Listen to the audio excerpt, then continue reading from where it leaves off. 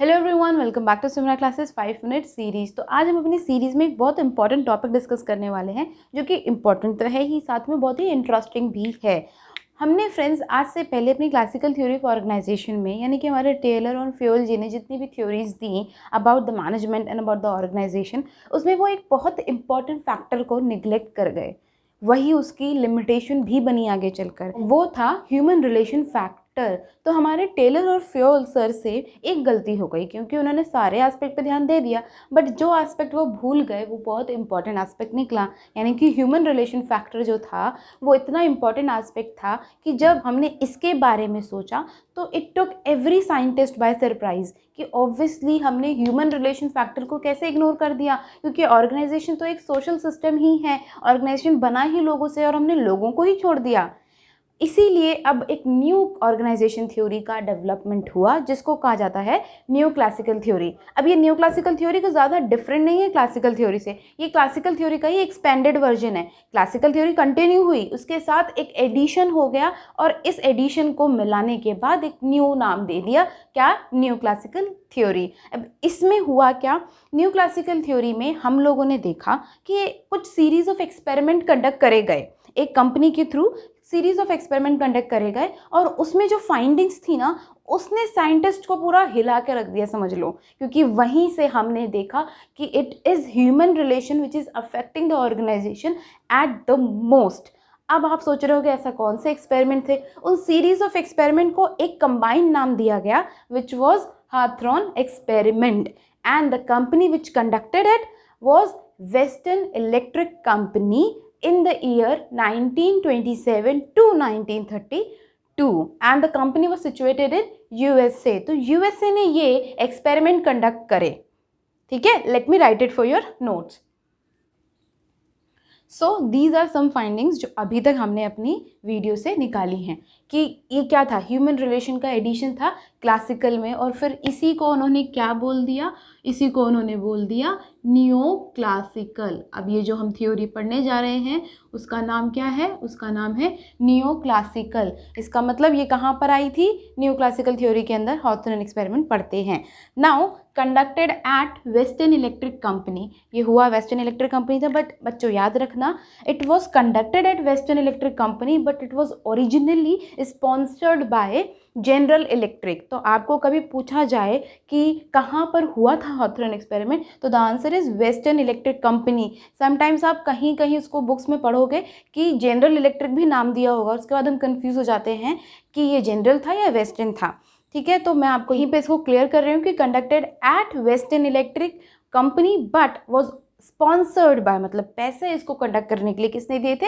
General electric company ने दिए थे। तो आई होप अब ये वाला डाउट क्लियर हो जाएगा।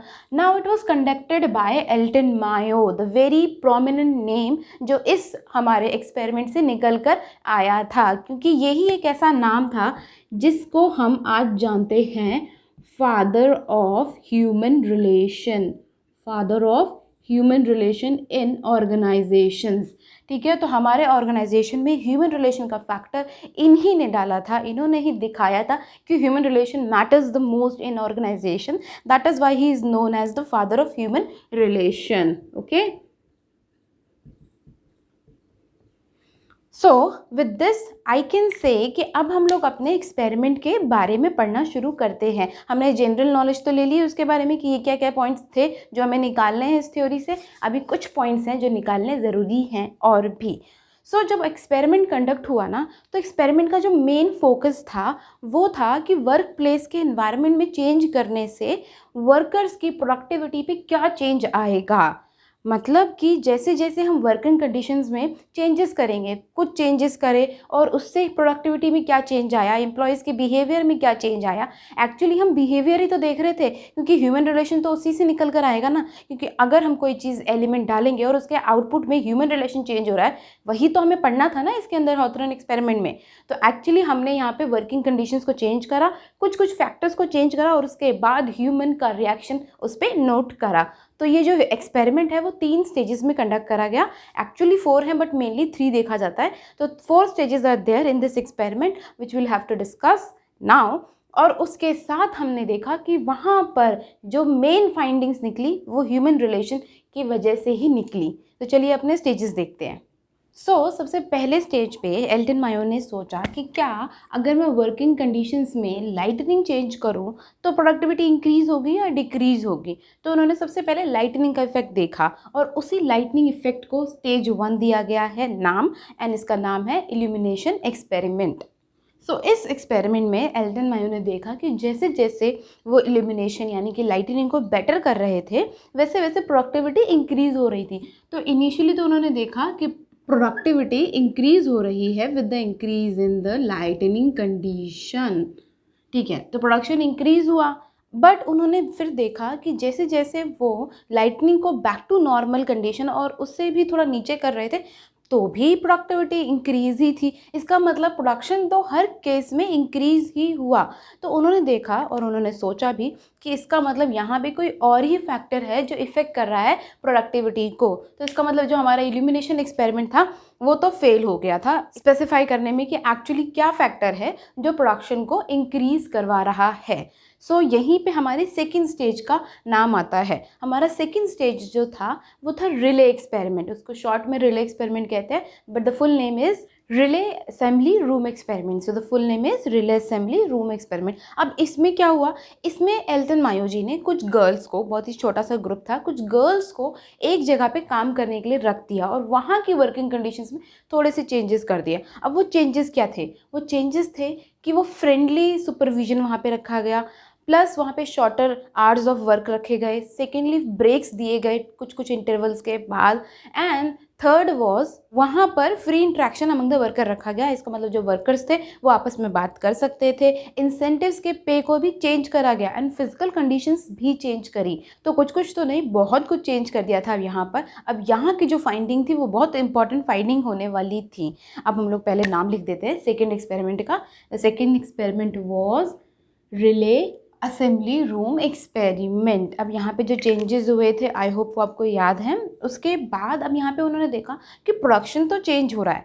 फिर उन्होंने सोचा कि हम तो एक्चुअली कंडीशंस जो कि वर्किंग कंडीशंस है उसका चेंज देखना चाहते हैं। अब हमने डाला, जब वर्किंग कंडीशंस को इम्प्रूव करा तब तो प्रोडक्शन अप गया। अब वर्किंग कंडीशंस को निकाल दें तो क्या हमारा प्रोडक्शन तब भी अप जाएगा?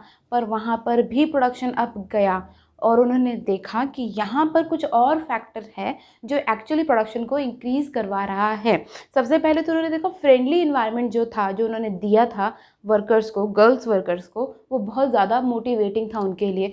सुपरविजन लाइट कर दिया गया था और उसके बाद इंट्रैक्शन को बढ़ा दिया गया था। शॉर्टर वर्किंग आवर्स थे एंड ब्रेक्स भी थे जो कि एक्चुअली गर्ल्स की नीड को शायद केटर कर रहे थे कहीं ना कहीं। अब हमने उनकी नीड्स को केटर करवाया, मतलब हमने उनकी तरफ ध्यान दिया तो उनकी प्रोडक्टिविटी इंक्रीज़ हुई। इस वाले स्टेज से, यानी कि इस वाले एक्सपेरिमेंट से ये वाली फाइंडिंग्स निकली। बट उनकी फाइंडिंग्स में अभी भी थोड़ी सी कमी थी और वो क्या थी, वो ये थी कि ये तो एक ऐसा ग्रुप पे फोकस करा गया। इसका मतलब गर्ल्स को ग्रुप में काम करने दो और उनकी नीड्स को कैटर कर दो, तो ये तो ग्रुप प्रोडक्टिविटी पे हुआ। हमने इंडिविजुअल को नहीं देखा और हमारा ये एक्सपेरिमेंट ग्रुप और इंडिविजुअल दोनों को देखना चाहता था। तो यहाँ पे हमें ग्रुप के बारे में तो नॉलेज मिल गई कि भाई ग्रुप की कैसे हम प्रोडक्टिविटी इंक्रीज़ करवा सकते हैं, बट हमें इंडिविजुअल का नहीं मिला। और इंडिविजुअल की प्रोडक्टिविटी इसमें भी सेम ही रही। एज अ ग्रुप तो प्रोडक्टिविटी इंक्रीज़ हुई, लेकिन जो इंडिविजुअल प्रोडक्टिविटी थी वो कहीं ना कहीं अभी भी कांस्टेंट ही चल रही थी। कोई इतना बड़ा उसमें अंतर नहीं आया था। तो हमें वही देखना था कि इंडिविजुअल अभी भी क्यों कांस्टेंट है। और इसके लिए हम अपने थर्ड एक्सपेरिमेंट के पास गए, which was the mass interview. अब एल्टन मायो जी ने 20,000 वर्कर्स का, एटलीस्ट 20,000 वर्कर्स का इंटरव्यू लिया। अब उस इंटरव्यू में सबसे पहले तो उन्होंने क्वेश्चंस जो पूछे वो उन्होंने पूछे थे सुपरवाइज़र से रिलेटेड, क्योंकि यहाँ पे उन्होंने देखा था कि फ्रेंडली इन्वायरमेंट दिया था, क्लोज सुपरविजन नहीं रखा था, तो थोड़ी बहुत प्रोडक्शन में इंक्रीज़ हुआ था। बट एज अ ग्रुप अब इंडिविजुअल जानना चाहते थे वो। तो इंडिविजुअल में जब बात हुई उनकी और उन्होंने जो क्वेश्चंस रखे वो बहुत ही लिमिटेड थे और सराउंडिंग बाय द वर्क ही थे। तो इतना ज़्यादा उन्हें एम्प्लॉयज़ का अच्छा रिस्पांस नहीं मिला और एम्प्लॉयज़ इतना खुल के भी नहीं बता पाए। फिर उन्होंने जो इंटरव्यू में क्वेश्चन चेंज करे चेंज में क्या करा उन्होंने कि अब उन्होंने ओपन एंडेड क्वेश्चन रखे, प्लस उन्होंने क्वेश्चन पूछना ही छोड़ दिया। अब उन्होंने एक जो भी क्वेश्चन निकलता था इंटरेक्शन करना शुरू कर दिया और लिसनिंग पॉइंट पे ज़्यादा ध्यान दिया। अब वो वर्कर्स को सुन रहे थे, तो जब वो वर्कर्स को सुनने लगे तो उन्होंने देखा कि वर्कर्स की बहुत सारी चीज़ें हैं, सिर्फ इन्वायरमेंट से रिलेटेड नहीं, पर्सनल लाइफ से भी रिलेटेड, जो एक्चुअली इसके इफ़ेक्ट को दिखाती है कि इंडिविजुअल की प्रोडक्टिविटी कहाँ पे कांस्टेंट है, कहाँ पे लो है और कहाँ पे हाई है। तो जो प्रोडक्टिविटी है वो सिर्फ और सिर्फ वर्किंग कंडीशंस पे नहीं, इंडिविजुअल की पर्सनल कंडीशंस पे कहीं ना कहीं अफेक्ट करती है। और इससे एक फ़ायदा क्या हुआ, जो वर्कर्स थे ना वो बहुत ही हाईली मोटिवेटेड हो गए, क्योंकि अब उनके पास कोई था जो उनकी बातें सुनने के लिए था, उनकी प्रॉब्लम सुनने के लिए था। सॉल्यूशन भले ही ना मिले, sometimes we need someone to just listen to us, isn't it. और वही वहाँ पर थर्ड एक्सपेरिमेंट में यानी कि मास इंटरव्यू में एम्प्लॉयज़ को मिला, तो which was very needed. And आज भी हमें इस चीज़ की बहुत ज़रूरत है, सिंस हम लोगों ने बहुत सारे इससे रिलेटेड इश्यूज़ भी देख ही लिए जो बहुत प्रिवलेंट हैं कि मेंटल हेल्थ पे बहुत ध्यान देनी चाहिए। तो वही चीज़ें यहाँ पर तब से बात हो रही थी। ये जो हॉथरन एक्सपेरिमेंट है, it was the earliest experiment to use the scientific techniques to study the human behaviour. So the third stage was mass interview, mass interview programme. अब यहाँ पर बहुत हद तक हमें समझ आ गया था कि एक्चुअली जो ऑर्गेनाइजेशन की प्रोडक्टिविटी को इंक्रीज़ कर रहा था वो क्या था, but to know exact result कि यही था, obviously findings should be backup by the strong evidence, हमने एक फोर्थ एक्सपेरिमेंट कंडक्ट करा। It was bank wiring observation room experiment. अब इसमें क्या हुआ कि एल्टन मायो जी ने 14 अपने वर्कर्स को एक अलग रूम में रख दिया। कंडीशन सारी सेम थी जो नॉर्मल के क्लोज होती हैं, जितनी भी नॉर्मल कंडीशंस होती हैं वही रखी थी। चेंजेस इस बार कुछ नहीं करे, क्योंकि उनको देखना था यही रीज़न है हमारे एक्चुअल चेंजेस में, प्रोडक्टिविटी के चेंजेस में। तो उन्होंने कंडीशंस को चेंज नहीं करा यहाँ पर, बट उन्होंने यहाँ पे भी देखा जब 14 लोगों को क्लोज रखोगे तो कहीं ना कहीं एक इनफॉर्मल ऑर्गेनाइजेशन का डेवलपमेंट हो जाता है। और वही उन्होंने वहाँ पर देखा, क्योंकि प्रोडक्टिविटी तो वहाँ पे भी इंक्रीज़ हुई, नॉर्मल से ज़्यादा इंक्रीज़ हुई। क्यों? क्योंकि अब वहाँ पर उन 14 लोगों ने अपनी एक इनफॉर्मल कम्युनिकेशन को जनरेट कर लिया था, एक informal organisation within that organisation generate हो चुका था, जिसका अपना ही एक स्टैंडर्ड था, अपने ही एक कोड ऑफ कंडक्ट थे, जिसकी वजह से उन्होंने अपनी प्रोडक्टिविटी को इंक्रीज़ करा। तो उन्होंने देखा कि कहीं ना कहीं ये जो इनफॉर्मल कम्युनिकेशन है, इनफॉर्मल ऑर्गेनाइजेशन है, ये कहाँ पे फोकस करवाते हैं, ये ह्यूमन रिलेशन की नीड्स की तरफ फोकस करवाते हैं। और हमारे फिर हॉथरन एक्सपेरिमेंट का जो कंक्लूजन निकला वो यही निकला कि human relation plays a very important role in the organisation in modern world. So हमारी क्लासिकल अप्रोच को एडिशन देने के लिए न्यू क्लासिकल अप्रोच आ चुकी थी, which was started with the Hawthorne experiment, and the father is Elton Mayo, known as the father of human relations. With this we are done with the Hawthorne experiment, and I hope आप लोगों को हमारा experiment अच्छा लगा होगा, आप लोगों को ये knowledge in the form of story समझाने का, सो दैट एक long lasting image of Hawthorne experiment बन जाए। क्योंकि हमें किताबी नॉलेज इतनी अच्छी नहीं याद रहती जितनी अच्छी हमें बुक्स की, नॉवेल्स की और मूवीज़ की स्टोरीज याद रह जाती हैं। सो हमने उसी को सोचा कि क्यों ना इसको भी एक मूवी की तरह ही आपके सामने रख दिया जाए। So, Simra Classes signing out, but stay tuned to Simra Classes and do like, share and subscribe to Simra Classes. Thank you.